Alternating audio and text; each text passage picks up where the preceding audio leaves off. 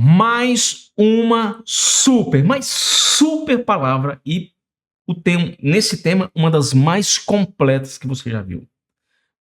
Já aconteceu com você, de você ler um texto e aí você anota ele, anos depois você vai ver, não tem nada a ver com aquilo que você escreveu? E você fala, não, já não concordo mais com isso. Ou então você já viu alguém falar alguma coisa e fala assim, não, é errado. E depois você descobre que ele estava certo? Ou vice-versa, você, não, essa palavra está certa. Anos depois você descobre que ela estava errada. Tem uma explicação lógica para isso? Ah, mas eu discordo de fulano, porque ele é calvinista, outro é arminista, é luterano, o de wesleyano. Gente, menos. Ah, mas tem uma exegese, tem uma homilética, tem hermenêutica. Pera. Calma. É porque eu vi fulano. Pera.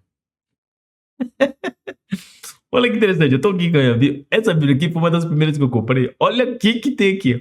E aí, eu tenho anotações aqui que já tem. Aqui eu vou anotando. Olha aqui, pra você ver como que eu sou. Ó. Aí, dentro de cada. Olha como que tá a minha Bíblia aqui, ó. Aí tem anotações aqui, ó. As folhas tudo caindo aqui. E eu não jogo essa. E aqui, ó, tem as marcaçãozinhas. Essa Bíblia aqui foi a que eu comecei. Então, aqui, é uma Bíblia colorida, que tem de cores, que aí mostra quem Jesus falou. Gente, maravilhosa Bíblia para quem tá começando. Eu sou apaixonado dessa Bíblia. Porém, depois você vai estudando e fala, poxa, tem umas coisinhas aqui que no original tá tradução errada. Mas essa Bíblia serviu para mim até agora. Ela foi minha primeira mamadeira, vamos dizer assim. Lógico, a mamadeira inicial foi que é igual o Niná da mamãe. Eu ouvi o Cid Moreira. E Deus criou a terra. Ali, esse foi o meu inicial. E depois foi o quê? Eu aprendi a ler. Opa, então vou ler essa historinha aqui, ó. Beabá. Então primeiro vem pelo ouvir. Você ouve a palavra e fala assim, meu Deus, essa palavra aí é legal. Gostei dessa palavra. Pô, parece comigo. Eu tô imitando uma pessoa que eu conheci fantástico. Fala muito palavrão. Mas eu vi Deus nele. Pô, brother. Pi, fruta que caiu. Pastor, você falou palavrão? Não, falei, fruta que caiu. Que alho. É tempero. E aí, bicho, e ele falou, pastor, eu tenho esse problema. Eu falei, cara, se o problema for esse, solução é fácil. Como é, pastor? Pô, eu acho que eu não vou parar de falar palavrão nunca na minha vida. Aí usava o palavrão. Para cada 5 palavras ele usava o palavrão. Mas você via a intenção. Então, tem coisas que a gente tem que entender e compreender. E agora você vai entender, porque o tema de hoje, olha qual que é o tema de hoje, olha aí, as 70 faces da Bíblia. Como assim? 70 faces da Bíblia? Exatamente isso que você ouviu. E a gente vai começar aqui, ó. Você vai entender, ó, que é chamado Shivim Panim LaTorá. Na realidade, a tradução não é Bíblia aqui, ó. Na realidade, esse termo significa 70 faces da Torá. Esse é o nome no judaísmo das 70 formas de entender um versículo da Bíblia, que significa a Torá tem 70 faces. Então, quando você lê um texto, você consegue identificar nele vários outros entendimentos. Então, aqui já fica mais fácil para você. Gente, vou mudar só a corzinha aqui, ó, na lata aqui. Vou mudar aqui a cor na Vera aqui. Só porque essa corzinha aqui que eu botei, só por causa disso aqui, ó. Vamos ver aqui. Vou colocar essa cor aqui. Deixa eu ver, não tem a cor que eu queria, mas vou colocar essa aqui, ok. Aí tá aí. Vamos ver se ficou melhor. Na lata aqui, ó. Oh, gato, o que se mudou? Se você analisar aqui, ó, o douradinho eu mudei aqui na hora aqui.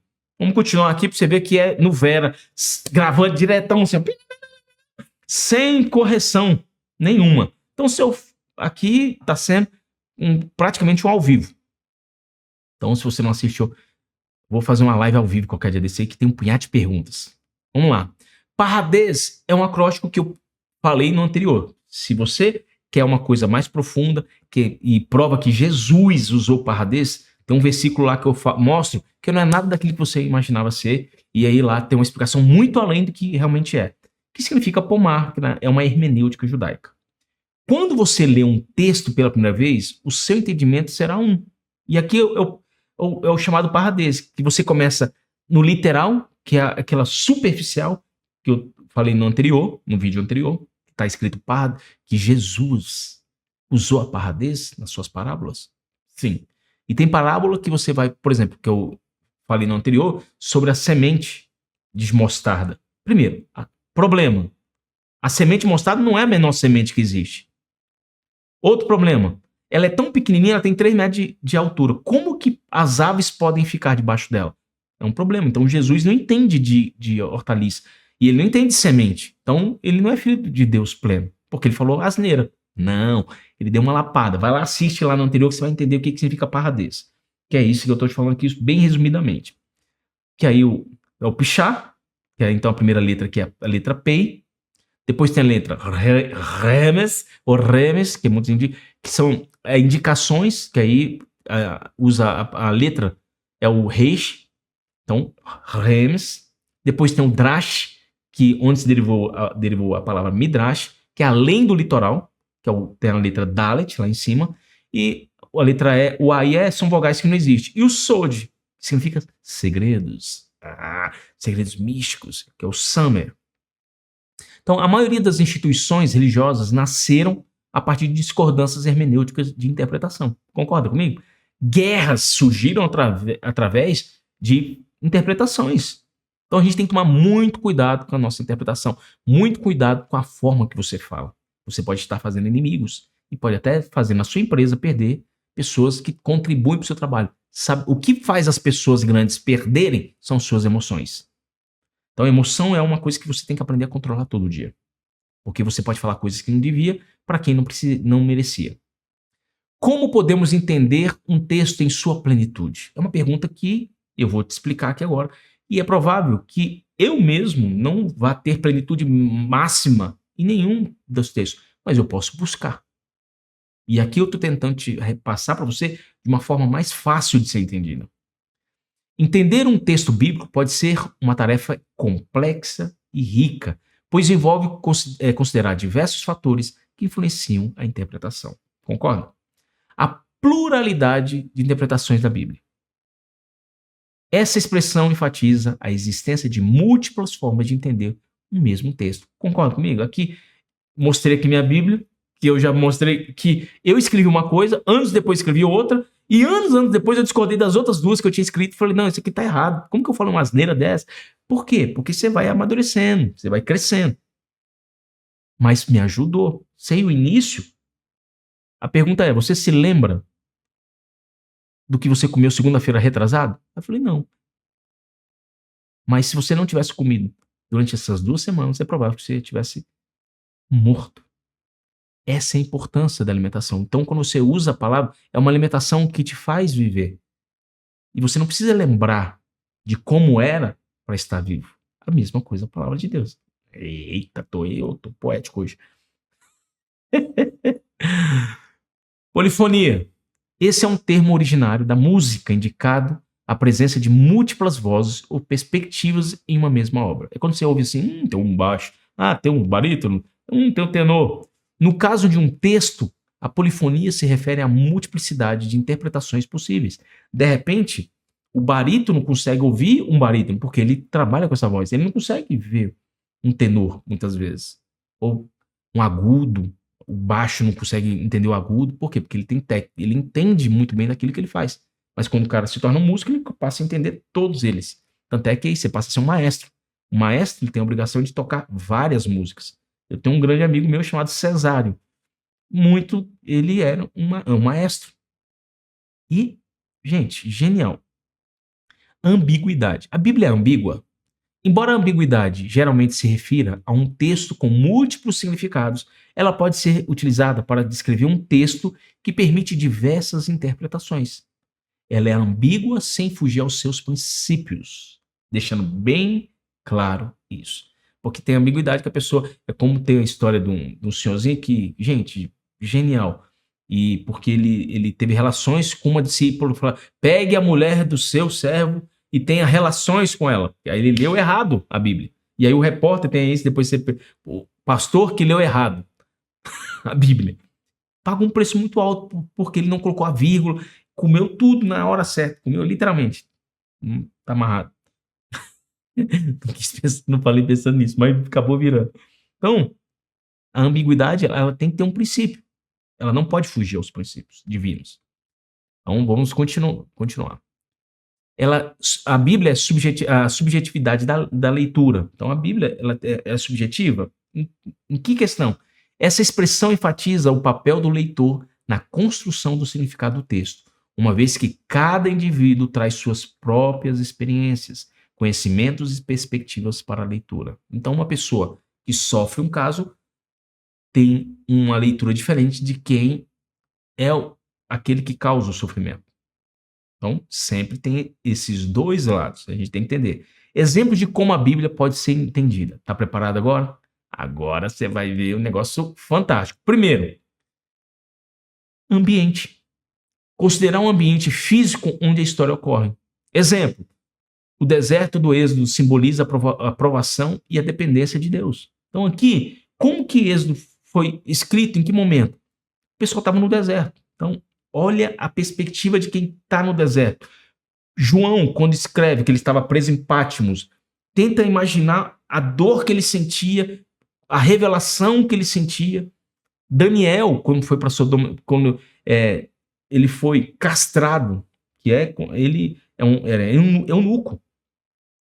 Tem a história também, midrásica, que fala que Midrash, Misad e Abednego, na hora que chegaram no fogo, Deus restaurou aquilo que lhe foi tirado. Exatamente isso que eu ouviu. Isso é uma coisa midrásica, que eles passaram a gerar filhos. Existe, até na questão judaica, os filhos deles, que são filhos do milagre. Então aqui, a gente tem que entender o ambiente de quando é contado a história. Porque está no jejum de Caxés. Qual que é o ambiente que Daniel estava? Você vai começando a ter uma releitura ambiental do ambiente de como. Quando você vai ver um evangelho, existe ambiente. Um fala que Jesus está saindo, o outro fala que Jesus está entrando. A Bíblia está errada, porque Mateus, Lucas e Mateus estão tudo errado. Não. É porque o ponto de vista de cada um. Era um ambiente que cada um estava. Segundo, a geografia. Também entender a localização geográfica. Um exemplo, Jerusalém como centro espiritual e político em várias passagens. Então, tem coisas que, por exemplo, quando você vai ver o povo que subiu, atravessou, e aí você começa a entender a geografia. Peraí, como que eles atravessaram o Jordão de novo? Porque eles tiveram que atravessar uma vez, e eles tiveram que atravessar de novo. A geografia, quando você entende, quando eu explico isso no vídeo, no processo de Josué, Caleb, por onde ele andou, ali aquela geografia é totalmente diferente. Poxa, ele atravessou o Mar Vermelho, mas ele atravessou, de trás para cá. Ele foi para a Ásia para depois atravessar de novo. Opa, é um outro tipo de geografia. Não do jeito que a gente entendia, que a gente está aqui no lado do Egito e passa para o outro lado. Não, é o contrário. Ele foi para lá e teve que passar de novo. Então eles passaram 2 vezes. Eles tiveram que dar uma volta. Isso começa a entender a geografia. Terceiro, circunstâncias da época. Contexto histórico e cultural. Um exemplo. Existe uma tribo cristã na África onde as mulheres mostram os bustos. E se eu não me engano, quem falou isso foi um pastor que foi para lá e ele disse que quando chegou lá ele ficou escandalizado na igreja, as mulheres de busto para fora. E ele não sabia. E as meninas com busto fechado, porque as matriarcas, quanto maior os seios, mais autoridade ela tinha. E ele teve que entender que aquilo era uma questão de uma circunstância de época. É uma questão cultural.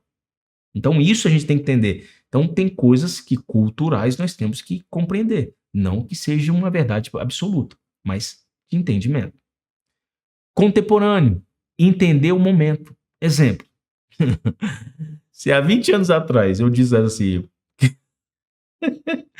Antigamente eu falei, Deus abençoando a igreja, fala assim, Senhor, abençoe que hoje os maridos vai abençoar a sua esposa com eletrombete, vai comprar a máquina de lavar, vai comprar a geladeira, e a mulher ficaria, fazer a festa. Hoje não. Se você fala isso na igreja hoje, é escândalo. Há 20 anos atrás. Então, só para você ver como que a mudança foi muito rápida agora. Então, hoje ninguém quer receber um eletrodoméstico. O eletrodoméstico virou quase que uma obrigação na casa. Então, isso aqui significa a questão, o entendimento da Bíblia pelo seu aspecto contemporâneo. Você já viu? Tem coisas contemporâneas que você entende, olha lá, e você não entende por que a pessoa falou aquilo. Quinto, expressões idiomáticas, frases e ditados da época. Exemplo, olho por olho, como uma expressão de justiça retributiva. Só que olho por olho, dente por dente, não está na Bíblia. Isso aí está na pedra de Hammurabi. Mas que seja olho por olho, dente por dente. Se tirar-lhe um olho, a gente tem que entender isso. Como é? Por que por que foi usada essa expressão idiomática? Na época era assim, toma lá, dá cá. Jesus falou, não, dá outra face.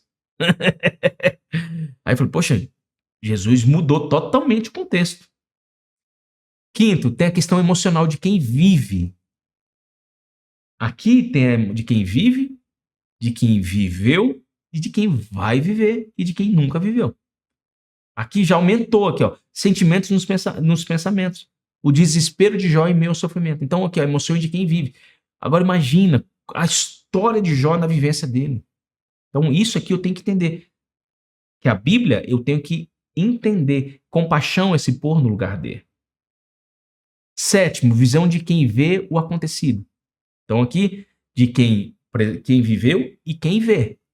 Perspectiva dos observadores. Exemplo, os discípulos vendo Jesus acalmar a tempestade. Agora imagina aquele momento, os discípulos, meu Deus, e qual era a visão de Jesus? Era outra, falei, meu Deus do céu, tem pouca fé. Eles não sabem o que tem, que é a grandiosidade que é meu pai. Mas ele teve a simplicidade de explicar isso. E a humildade, porque imagina, você que já sabe muito, já fica nervoso quando alguém erra, não é? Não, mas, poxa, como que alguém pode errar isso? Você já errou no passado. Você só não erra agora porque você está prático. Então, a gente tem que ter essa visão também. Oitavo, emoções de quem sofre. Sentimentos de dor e angústia. Exemplo, o lamento de Davi nos Salmos. Agora você, poxa, qual era o sentimento dele? Você já foi perseguido? Imagina, você lê esse texto lá de Davi no ar-condicionado, no momento. Poxa, tadinho de Davi. Aí você está vivendo a emoção. Você está sendo perseguido no trabalho, perseguido por algumas pessoas, e aí você lê esse texto. É outro entendimento. Faz parte das 70 faces. Pastor, tem 70 faces. Não, só estou te falando algumas, para você entender as 70 faces do entendimento da Bíblia. E emoções de quem profetiza. Sentimentos dos profetas. Exemplo, a tristeza de Jeremias ao prever a destruição de Jerusalém. Imagina! Ele sabe assim, Jerusalém vai ser destruído. Meu Deus, olha o coração. E ele, imagina o desespero e você não consegue, ninguém consegue te ouvir. E Jesus fala isso na sua passagem. Vocês mataram todos que vieram, até o filho. Aqui você começa a entender. Uma vez eu perguntei para Deus, o que é ser profeta? O que é ser profeta? A resposta de Deus em uma das leituras que eu fiz, aí apareceu uma leitura e eu falei assim, ser profeta é sentir o que Deus sente. Eu não vi uma voz, eis que te digo, Gladys. Não. Eu lendo, achei aquela frase. Eu fiz uma pergunta e numa das leituras veio essa frase. Um profeta é sentir o que Deus sente. Mas estava assim, uma frase bem solta, dentro de uma frase que eu nunca ia entender ela. E acho que a pessoa que escreveu nem estava nessa dimensão toda. Mas agora imagina agora, nessa peculiaridade de pergunta, e você fala, é sentir o que eu sinto. Zé, quer sentir o que eu sinto? Casa com essa meretriz, essa mulher que vai te trair. É assim que eu me sinto com o povo. Gente, é muito forte. Você só sabe a dor. E ame ela primeiro. Depois você vai amar ela de tal maneira e deixa ela te trair. É assim que eu me sinto com o povo de Israel. É assim como eu sinto com aqueles que eu criei. Então, fator emocional. É também ter a perspectiva divina de Deus, que eu acredito ser. A gente só tem a dimensão humana, a celestial impossível. A gente pode ter um princípiozinho. Como Deus vê e se sente, é o que eu acabei de dizer, a perspectiva divina. Exemplo, o amor de Deus pelo povo de Israel, apesar de suas falhas. Acabei de falar isso. 11. Simbolismo, uso de símbolos. Exemplo, A serpente de bronze como símbolo da cura. Então ali eu tenho que entender o que significa aquilo. Ah, mas lá na frente virou ponto de idolatria. 12º, paralelismo, que significa comparação, passagens similares. A criação em Gênesis e o novo céu e a nova terra em Apocalipse. Você começa a colocar, aí você vai ver paralelismo, né? Paralelismo significa que você coloca lá o livro de Isaías, são 66 livros. Ah, porque tem 66 livros na Bíblia, tá? Mas na Torá, em alguns em outras tradições são 58, tem catolicismo que são mais, tem lugares que não tem as cartas de Paulo, que não concordam. E aí? Então, os 66 livros, ele é como se eu estivesse colocando forçando uma barra. Então, 13. Tipologia. Figuras que prefiguram a Cristo. Exemplo, Isaac sendo o Corban, que é o sacrifício vivo. José, como líder que protege o seu povo. Porque o povo estava passando necessidade. José foi um princípio daquilo que viria a ser o Mashiach. Moisés, que liberta, que tira da escravidão. Josué, que derrota os reis do mal. Então, aqui você vai vendo que são exemplos. É chamado de tipologia. Então, você começa a ler a Bíblia, isso aqui tem alguma coisa, um preceito divino. Então, a Bíblia, ela tem cristocêntrica. É messiânica. 14 aqui, 14º. Profecia, cumprimento das profecias. Exemplo, as profecias messiânicas cumpridas em Jesus Cristo. É uma outra forma de você ler a Bíblia. Literatura, estilo literário, uso de poesia nos salmos. Ele tem uma linguagem de quem escreveu, o momento que ele escreveu e por que ele escreveu. A linguagem, análise linguística. Vamos um exemplo, significado de palavras hebraicas ou gregas. Aí você vai ver na palavra o significado dela, ela vai te dando outras origens de significado. Aí você vai ver que na tradução ela tem um porquê, mas quando você coloca no contexto, ela tem um outro para quê. Cultural, é que é a cultura, costumes e práticas culturais, semelhante ao que eu falei das africanas. O papel das mulheres na sociedade bíblica é um exemplo. Então, existia uma questão cultural, que a mulher antigamente não tinha direito a nada, depois ela foi ampliando, ela foi mostrando. E para o judaísmo, porque eu achava que era machista, a mulher, por que elas não usam kippah, o talit? Porque Deus deu para elas uma essência tão celestial que o homem em busca precisa de usar. A mulher não. Porque quem é a luz da casa, quem tem o direito de acender a menorá, são as mulheres. Tanto que quando Sara morre, Abraão teve que casar porque apagou-se a luz da sua casa. E aí você vai ver que tem lá uma simbologia na leitura que mostra que Sara era a luz da casa. Assim como a sua esposa é a luz da sua casa. Assim como a minha esposa é a luz da minha casa. É ela que traz luz, alegria e correção muitas vezes. Porque o pai, quando corrige, é uma lapada só. É o trovão. História, eventos históricos. Exemplo, o cativeiro da Babilônia. Aí por muito tempo, gente, essa passagem aqui, a Bíblia era tida como uma coisa fantasiosa. Por quê? Antes não tinha a comprovação que havia existido Babilônia. Depois das escavações viram que existia. Não existia Daniel. Aí depois descobriram coisas que mostravam Nabucodonosor e até em Agilas o nome de Daniel. Meu Deus! E o único lugar do mundo que provava isso era a Bíblia. E eles estavam querendo pesquisar para provar que a Bíblia não era real. Muitos ateus foram pesquisar para desmistificar a Bíblia. Pasmem, Deus usou eles. Arqueologia, descobertas ecológicas, acabei de falar aqui agora, cidades de Jericó, também. A sociologia, a estrutura social, exemplo, a divisão de classes na sociedade israelita, porque tinha, então aqui você vai ver que Deus fala para quem estava no sal. Paulo fala chegava a falar com pessoas de poder aquisitivo, Pedro não conseguia. Então, por isso que se levantou-se Paulo, porque Paulo, ele conseguia chegar em lugares que o acesso de Pedro era negado, por conta da sua sociologia, do seu estado social, pela sua cultura, pela sua linguagem. Então, Paulo foi levantado porque ele conseguiu chegar em lugares de poder aquisitivo maior do que a de Pedro. Forte isso, né? A psicologia, estado mental dos personagens. Exemplo, a luta interna de Paulo em Romanos 7. Paulo tinha uma luta interna. Jó tinha uma luta interna. Daniel teve a sua luta interna. Davi, meu Deus, Saul, depois que Deus abandonou ele, são lutas internas.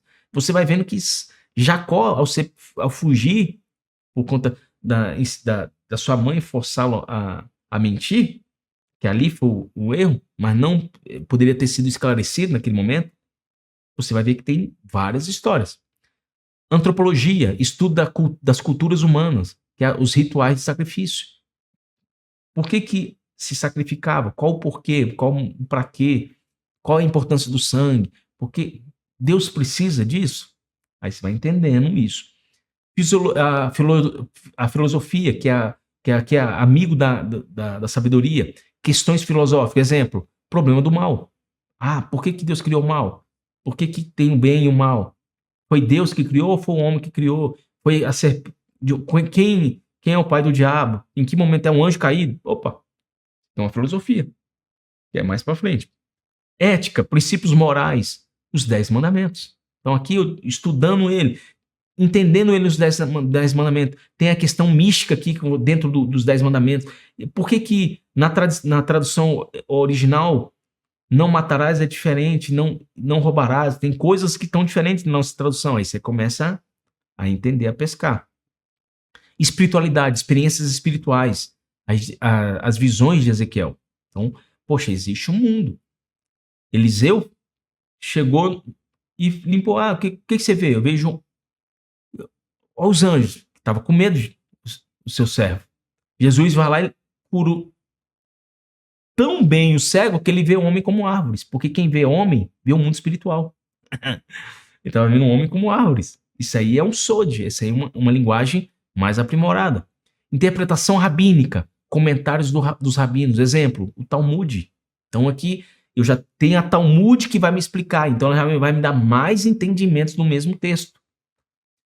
27ª, interpretação cristã, aí são comentários dos pais da igreja. Aí tem aqui, Confissões de Santo Agostinho, tem de Lutero, aí tem vários outros escritos de várias pessoas, vários intelectuais e de várias outras congregações. O protestantismo, tem aqui a teoria da queda, que Satanás caiu no segundo dia, que eu já não concordo com ela, mas depois você vai vendo, você vai respeitando. É uma forma de entendimento. Só para a queda ali de Gênesis 1 tem 1 milhão de ideias, né? E eu falo que até brinco, ideia pequena é idiota. 28ª, momento de dor. Aqui, gente, olha só. Quando uma pessoa é desenganada pelos médicos, aqui vem uma coisa forte. Nessa fase, não importa a teologia, não importa exegese, não importa hermenêutica, linguística, arqueologia, homilética, calvinismo, arminianismo, luteranismo, o wesleyismo. O que importa nessa hora? O poder sagrado de Deus. E aí você entende quem foi Jesus Cristo. Nessa hora, a pessoa não quer saber de nada, ela está com dor. Por isso que muitas vezes você fala assim, Gladys, como é que eu mensuro? Olha aqui que eu vou te falar aqui agora, olha aqui. Como é que eu mensuro se o que eu estou estudando é vaidade? Uma vez a pessoa perguntou, pastor, eu queria que você me ensinasse isso aqui. E aí Deus, naquele momento, eu falei assim, e eu vi que a pessoa estava querendo aprender por uma questão de vaidade, nesse caso. Eu falei, tem 2 situações. Se aquilo que Deus me usar para te explicar for para ajudar mais pessoas a se converter, isso é divino. Mas se for só para que o seu vã ego fique cheio de mais um conhecimento, que muitas vezes não vai salvar ninguém, é do homem. Eita, pastor, não precisa explicar não. É o que mais acontece, gente. E muitas vezes a gente tá pela vaidade, quer saber mais do que fulano, quer jogar na cara de fulano, ciclano, e se quer no debate ser o maior. Opa, no debate quem tem que ser maior é Cristo. No momento da dor, quem tem que ser maior é Cristo. Não é o que eu acho que a Bíblia é, as explicações de hermenêutica, que quando que o homem caiu, quando os demônios foram criados, quem criou os demônios, por quê, e Satanás... Não. Isso não tem valor. Num momento de dor, eu não vejo ninguém fazendo essas perguntas. Sabe o que eu vejo? Como eu já muitas vezes falei, pastor, O senhor tem como orar para mim? Eu quero a bênção de Deus. Eu quero me converter. Eu quero aceitar Jesus como Senhor e Salvador. E aí cai por terra toda aquela coisa de conhecimento. Aí você começa a entender que o menos é mais. Você começa a compreender que muitas vezes essa questão toda de 70 faces é interessante, enquanto estamos saudáveis para discutir. Mas no momento de dor, é o momento que você tem mais intimidade. Tem uma história, gente, que é memorável. Eu vi esse vídeo, eu não consigo achá-lo mais. Eu acho que até deletaram ele. Um senhor. Gente, presta atenção nessa história. Olha como é forte, forte, forte, forte. O senhor, ele chegou e estava, né? E um repórter de igreja falou assim: gente, eu estou aqui com o diácono, e era até diácono fulano. Ele é um senhor que nunca faltou à igreja. Nunca faltou. E ele, é verdade. E ele fez assim com a cabecinha. E nos últimos meses, alguns dias ele não tem vindo à igreja. E por um motivo que eu quero que você entenda. Aí ele passou o microfone, aí ele com o microfone na mão, não deu o microfone para ele um pouco debilitado, falou assim: meu amado, eu realmente eu tenho passado momentos difíceis. Aí ele, conte mais. E aí eu falei: o que o senhor tem passado? E o cara com maior educação com esse senhor: é porque Deus foi muito misericordioso comigo. Porque eu sempre fui muito saudável, mesmo aos 75 anos. Acho que era 85, não, 75, porque ele ainda estava 75 para quase 80, não era 80. Aí, e eu nunca tive doença alguma, nunca senti dores, não fui de tomar remédio. Mas nesses últimos meses, eu tenho sentido muita dor. E eu falei: ixi, acabou o testemunho. Aí eu falei assim: poxa, o cara foi falar da dor, e a gente não gosta de ouvir a dor do próximo. Porque a gente quer fugir disso. Porque a gente acha que ao ouvir a dor do outro, a gente é como se fosse uma transferência. Não. Ouça essa história. Vai te marcar. E eu falei: ih, acabou. Aí o senhorzinho falou: e aí, como que tem sido? Tem sido noites longas. As dores são tão altas, tão altas. E ele falando com assim, embargação de voz. São tão doloridos que as noites são muito compridas. Eu descobri que as noites podem ter mais de 24 horas. Gente, olha. E aí ele falou assim, e aí eu sentindo que o cara queria tirar o microfone, porque o testemunho estava começando a pegar um ar muito negro, assim, mas aí ele persistiu. Eu falei assim: mas eu queria deixar uma coisa muito bem clara. Aí ele: o quê? Eu agradeço a Deus por isso. Aí ele: como assim o senhor agradece por essas dores? Porque cada dia de dor que Deus me permite passar, eu sinto. E Ele me permite. E Ele me ensina que este não é o meu lugar. Opa! Este não é o meu lugar. Este não é o meu corpo eterno. Porque isso é uma fração daquilo que Deus me deu de bom. Foram anos de alegria sem dores. E agora, por algumas semanas, meses de dores, eu tenho visto que a existência de Deus é tão magnífica que Ele me permitiu provar que este não é o meu mundo. Não é um mundo da dor. Porque para onde eu vou, não tem dor. Gente, ó, dá um negócio assim, é impressionante isso. É uma história que nesse dia eu fiquei ouvindo, eu ouvi umas 3 vezes. Eu tava viajando para São Paulo e eu falei: ouça esse aqui. Aí quem tava no carro comigo ficou. Falei: gente, porque é um testemunho muito forte. E isso me deixou uma marca, esse testemunho do Senhor. Porque as dores que Deus me permite ter prova que este não é o meu mundo. Nem o seu. Quando você começar a entender. Gente, por aqui já podia terminar, mas vamos para finalizar. Simbologia numérica, que é o próximo que a gente vai passar, que são o significado dos números, que é a gemátria, a tão famosa gemátria. Ela tem três formas de serem entendidos aqui, e depois tem os códigos secretos, que são mensagens secretas da Bíblia, que a gente tem que entender que algumas delas elas são muito assim, subjetivas, elas têm alguma tendenciosidade? Tem, mas tem coisas impressionantes quando você lê o código secreto. Claro, assim, eu posso ficar preso ao código? O código simplesmente é para provar que a Bíblia foi escrita por Deus. A minha visão é essa. Não que eu tenha que ficar baseado nela, colocar ela como minha base central. Tanto que quando você vai ter um estudo, Gladys, eu tô com um estudo aqui, qual é a mais importante delas? A literal. Aquela que você entende primeiro. E quando ela tem um confronto, aí você sobe o nível. Aí você vai entendendo que a Bíblia tem um outro contexto. Exemplo da semente de mostarda, que eu falo no vídeo anterior. Sobre Jesus usou a parradez? Sim. E Gemátria, uma arte ou um mito? Esse é o próximo vídeo que eu vou estar mostrando para você. E se você tiver interesse em saber disso mais, me avisa aqui, porque eu vou colocar coisas aqui que você vai entender. Fala assim, Gladys, entre a Gemátria e o original da Bíblia, eu tenho que ir para onde? Sempre no primeiro nível, que é o Pichá. Então, esse é o primeiro nível, é o literal. Porque muitas vezes é aquilo que eu falei, no momento de dor. E aí aqui fala Gemátria, os três diferentes métodos para calcular a Gemátria. Eu vou explicar isso no próximo vídeo. Esse vídeo, para você cristão, é muito interessante. Porque eu vou desmistificar algumas coisas que as pessoas temem porque elas não sabem explicar. Lamentavelmente. Elas também, de repente, também sou limitante em muitas coisas porque eu não sei de tudo.